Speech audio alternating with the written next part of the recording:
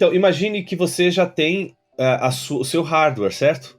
Você Ok, tem suas sim. confissões de fé, você subscreveu sua confissão de fé, você tem seu credo, você tem seus símbolos, você tem a inódia. A inódia, ela faz parte dessa cristalização do nosso hardware, se a gente pudesse dizer assim, o que a gente crê, né? Uhum. Nossa filiação denominacional e etc. Agora, observe que a visão teológica, ela não está em contradição com isso. Nas palavras do Lintes, né? A teologia deve ser uma conversa com Deus. Deus fala e nós ouvimos. A estrutura teológica cristã diz respeito primeiramente a ouvir a Deus. Um dos grandes perigos que enfrentamos na prática da teologia é nosso desejo de dominar a conversa.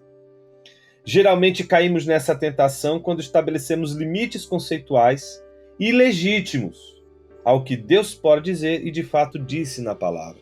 Então, a visão teológica ela surge como uma reflexão profunda sobre não como a gente controla a nossa conversa com Deus, mas como a nossa conversa com Deus é controlada pelo próprio Deus.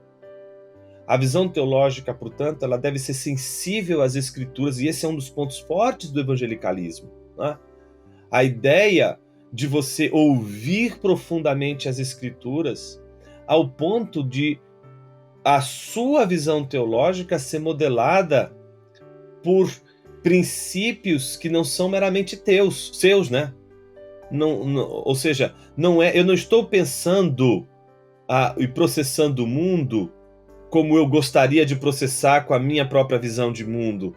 Eu estou vendo e processando a realidade que está diante de mim, não de acordo com os meus critérios, mas de acordo com os critérios dados por Deus. Ou seja, eu não quero pensar usando as Escrituras do meu jeito. Eu quero pensar usando as Escrituras do jeito que Deus quer que eu use as Escrituras. Ou seja, eu posso usar as Escrituras com os meus critérios para pensar o mundo. A pergunta, isso é uma visão teológica sensível às Escrituras? A visão, portanto, teológica sensível às Escrituras é aquela que vai usar as Escrituras para processar a realidade, mas não nos termos do teólogo. É nos termos do próprio Deus, nos termos da própria Escritura. Então, o teólogo e aquele que vai lançar mão da visão teológica para analisar a realidade, antes de se submeter à realidade, ele precisa se submeter aos critérios que a própria Escritura impõe, à visão teológica que quer conceber a realidade, quer apreender a realidade, não segundo os critérios estabelecidos pelo próprio teólogo, mas segundo os critérios estabelecidos pela própria fonte da visão teológica, que é a Escritura.